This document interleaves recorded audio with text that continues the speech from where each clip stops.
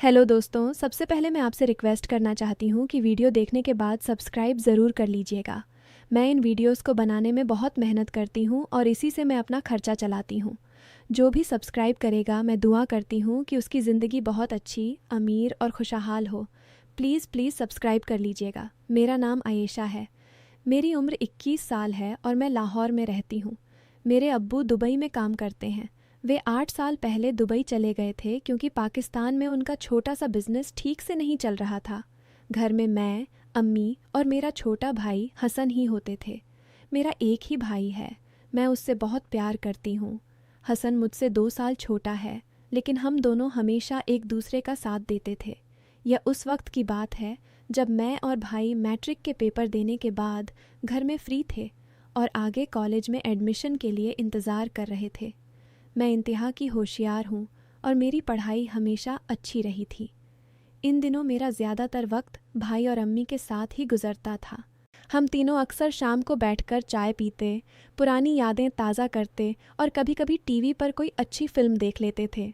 अब मैं और भाई एक दूसरे के काफ़ी करीब हो चुके थे। मैं भाई की अच्छी दोस्त बन चुकी थी। हम दोनों एक दूसरे की हर छोटी बड़ी बात शेयर करते थे। भाई अक्सर कहता, आपी, तुम्हारे बिना तो मेरा दिन अधूरा रह जाता है। मैं हंसकर जवाब देती, अरे पागल, मैं तो हमेशा तुम्हारे साथ हूँ ना। अम्मी हमें देखकर बहुत खुश होती। वे कहती, बच्चों, तुम दोनों का ये प्यार देखकर मुझे लगता है कि अब्बू की गैर मौजूदगी में भी घर भरपूर है। हमारा घर लाहौर के एक पुराने मोहल्ले में था, छोटा सा लेकिन प्यारा। बाहर गली में बच्चे खेलते और हम छत पर बैठकर हवा खाते। उन दिनों पैसे की थोड़ी तंगी थी क्योंकि अब्बू का सारा वेतन घर भेजने में लग जाता था, लेकिन फिर भी हम खुश थे। एक दिन सुबह मैं किचन में अम्मी की मदद कर रही थी कि अचानक दरवाजे की घंटी बजी। हसन ने दरवाज़ा खोला और ज़ोर से चिल्लाया, आपी, देखो कौन आया है। मैं बाहर आई तो देखा हसन का पुराना स्कूल का दोस्त जैन खड़ा था। जैन बहुत साल बाद मिला था। स्कूल के दिनों में दोनों साथ पढ़ते थे, लेकिन फिर जैन का परिवार शिफ्ट हो गया था। अब वह लाहौर वापस आया था और बहुत अच्छा कपड़ा पहने हुए था, महंगी घड़ी, नई गाड़ी। हसन बहुत खुश था। यार जैन, कितने साल बाद मिला, कितना चेंज हो गया तू। जैन हंसते हुए बोला, हाँ यार, अब्बू की बिजनेस में हाथ बंटा रहा हूँ। एक्सपोर्ट का काम है, सऊदी और दुबई में माल भेजता हूँ। अच्छा कमाई हो रही है। मैंने उन्हें चाय बनाकर दी। हम तीनों बैठकर पुरानी बातें करने लगे। जैन ने बताया कि वह अब लाहौर में ही एक छोटा ऑफिस खोल रहा है। हसन की आंखें चमक रही थीं। वह बार बार पूछता रहा, यार तेरा बिजनेस कैसा चल रहा है? मैं भी कुछ करना चाहता हूँ। पढ़ाई तो छोड़ दूँ या नहीं? जैन ने कंधा थपथपाते हुए कहा, हसन, पढ़ाई तो ज़रूरी है, लेकिन थोड़ा स्मार्ट तरीके से पैसा भी कमाना चाहिए। मैं तुझे बताता हूँ। उस दिन जैन काफ़ी देर तक बैठा रहा। जब वह गया तो हसन मुझे बोला, आपी, जैन बहुत सक्सेसफुल हो गया है, देखा ना उसकी गाड़ी। मैंने मुस्कुराते हुए कहा, हाँ भाई, अच्छा लग रहा है, लेकिन जल्दबाजी मत करना। अगले कुछ दिन हसन जैन के साथ ज़्यादा समय बिताने लगा। वह शाम को बाहर जाता और देर रात लौटता। कभी कभी छोटे छोटे गिफ्ट्स लाता, अम्मी के लिए दुपट्टा, मेरे लिए एक छोटी सी डायरी। मैं खुश थी कि भाई को अच्छा दोस्त मिला, लेकिन अंदर ही अंदर कुछ अजीब सा लग रहा था। एक शाम जब हम दोनों छत पर बैठे थे तो मैंने पूछा, हसन, जैन से क्या बातें होती हैं तुम्हारी? रोज़ जाता है तू? हसन ने उत्साहित होकर बताया, आपी, जैन ने मुझे एक बहुत अच्छा प्लान बताया है। उसके बिजनेस में थोड़ा इन्वेस्टमेंट करना है। बस कुछ पैसे लगाओ और महीने में 2 गुना रिटर्न। अब्बू के भेजे पैसे से हम घर का हिस्सा बना सकते हैं, या मेरा कॉलेज फीस आसानी से निकल जाएगा। मैंने चौंक कर कहा, क्या इन्वेस्टमेंट? हसन, हमारा सारा पैसा अब्बू ने भेजा है। अम्मी ने तो कहा था कि वह पैसा कॉलेज और घर के कामों के लिए रखना है। जल्दबाजी मत करो, पहले पता तो करो कि जैन का बिजनेस कितना सच्चा है। हसन का चेहरा लाल हो गया। वह नाराज़ होकर बोला, आपी, तुम हमेशा शक क्यों करती हो? जैन मेरा दोस्त है। तुम्हें जलन हो रही है क्या कि मैं कुछ कर रहा हूँ? तुम तो बस किताबें पढ़ती रहो, मैं समझता हूँ। मैं चुप हो गई। दिल में दुख हुआ, लेकिन मैंने सोचा शायद मैं गलत हूँ। लेकिन अगले दिन फिर जैन आया। इस बार वह अम्मी के सामने भी बैठा। अम्मी को चाय पिलाते हुए बोला, आंटी, हसन बहुत होशियार लड़का है।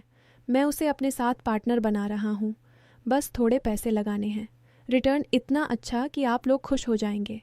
अम्मी ने हंसते हुए कहा, बेटा हम गरीब लोग हैं, अब्बू का पैसा सावधानी से लगाना चाहिए। जैन ने आश्वासन दिया, आंटी मैं गारंटी लेता हूँ, मेरा बिजनेस चल रहा है, देखिए ना मेरी गाड़ी। हसन खुश होकर अम्मी को समझाने लगा। मैं चुपचाप सब सुन रही थी। मेरे मन में शक और गहरा होता जा रहा था। रात को जब अम्मी सो गईं तो मैं हसन के कमरे में गई। भाई सुनो ना, जैन के बारे में थोड़ा सोचो, उसका ऑफिस कहाँ है, किसने देखा, मैं कल उसके ऑफिस का पता पूछूंगी। हसन ने गुस्से से कहा, आप भी बस करो, तुम मुझे छोटा बच्चा समझती हो, मैं बड़ा हूँ, अपनी ज़िंदगी खुद संभाल सकता हूँ। जैन मेरा दोस्त है, तुम क्यों बीच में बोल रही हो। उसकी बातें सुनकर मेरा दिल टूट गया। मैं समझ चुकी थी कि भाई अब मेरी बात नहीं सुन रहा, लेकिन मैंने हार नहीं मानी। मैंने कहा, ठीक है भाई, लेकिन पैसे लगाने से पहले कम से कम अब्बू से बात तो कर लो। हसन ने मुंह फेर लिया और बोला, अब्बू दूर हैं, उन्हें परेशान मत करो।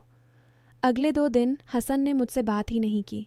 घर का माहौल ठंडा हो गया था। अम्मी पूछती तो मैं टाल जाती, लेकिन अंदर ही अंदर मैं बहुत परेशान थी। मैंने सोचा कि जैन के बारे में पता लगाऊं। मैंने हसन के दूसरे दोस्तों से फ़ोन पर बात की। एक दोस्त ने कहा, जैन वो तो पहले भी ऐसे स्कीम्स चलाता था, एक बार मेरे चचेरे भाई का पैसा लेकर गायब हो गया था, सावधान रहना। ये सुनकर मेरी रातों की नींद उड़ गई। मैं समझ चुकी थी कि कुछ गड़बड़ है, लेकिन अब कोई फ़ायदा न था। हसन पहले ही जैन के चंगुल में फंस चुका था। तीसरे दिन जैन फिर आया। इस बार उसने कागजात निकाले। हसन बस साइन कर दो, 5 लाख लगाओ, 10 दिन में 10 लाख वापस। हसन ने अम्मी से बात की। अम्मी डर गईं, लेकिन हसन ने इतना समझाया कि आखिरकार अम्मी ने अब्बू के भेजे कुछ पैसे निकाल दिए। मैंने रोते हुए कहा, अम्मी मत दीजिए, यह गलत है। लेकिन हसन चिल्लाया, आप भी चुप रहो, तुम्हें घर की चिंता नहीं है, मैं सब संभाल लूँगा। पैसे जैन को दे दिए गए। जैन ने मुस्कुराते हुए कहा, चिंता मत करो, कल से काम शुरू। वह चला गया। अब शुरू हुआ इंतज़ार। हर दिन हसन जैन के फ़ोन का इंतज़ार करता। पहले 2-3 दिन तो जैन जवाब देता रहा, लेकिन फिर फ़ोन बंद हो गया। हसन परेशान होने लगा। मैं चुपचाप देख रही थी। 1 हफ्ते बाद हसन ने मुझे बताया, आप भी जैन का ऑफिस बंद मिला, उसका नंबर भी नहीं लग रहा। उसकी आंखें नम थीं। मैं समझ चुकी थी कि मेरी आशंका सही थी। अब कोई फ़ायदा ना था। 5 लाख रुपए जो घर के लिए, पढ़ाई के लिए थे, सब चले गए। घर में तूफ़ान आ गया। अम्मी रो पड़ी। हसन बेटा तुमने क्या कर दिया। हसन सिर पकड़े बैठा रहा। वह खुद को कोस रहा था। मैंने भाई को गले लगाया और बोला, भाई रो मत, हम सब मिलकर संभाल लेंगे। लेकिन हसन का दिल टूट गया था। वह बोला, आप भी, मैंने तुम्हारी बात नहीं सुनी, तुम सही कह रही थी, मैंने लालच में सब बर्बाद कर दिया। मैंने उसे दिलासा दिया, कोई बात नहीं भाई, गलती हो गई, अब आगे से सावधानी बरतेंगे।